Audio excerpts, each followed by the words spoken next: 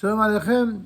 La paracha de Kedushim, une des parachutes les plus importantes, les plus centrales de la Torah, puisqu'elle se trouve dans le 3e livre sur les 5 livres de la Torah. Et au milieu de ce 3e livre, il y aura donc la paracha de Kedushim.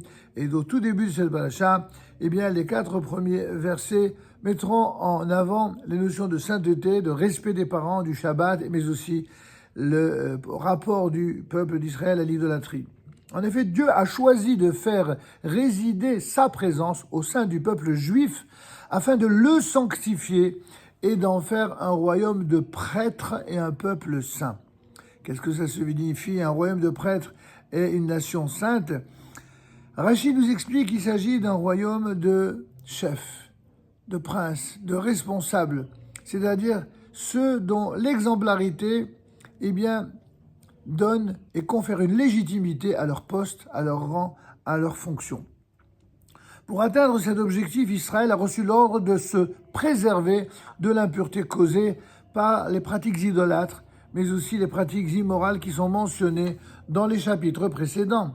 Dans cette sidra, la Torah nous explique que c'est en se gardant de ces interdictions qu'Israël se sanctifiera afin de ressembler à son Créateur autant qu'il le peut et d'accéder ainsi à la vie éternelle.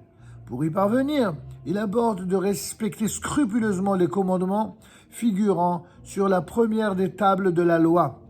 Cette observance ne se limite cependant pas à des actes purement formels, car pour s'élever et se sanctifier, il faut être en harmonie totale avec les exigences de la Torah. Dans cette optique, les versets suivants enseignent qu'il ne suffit pas d'honorer simplement ses parents en les servant. Il faut également leur porter un respect sincère.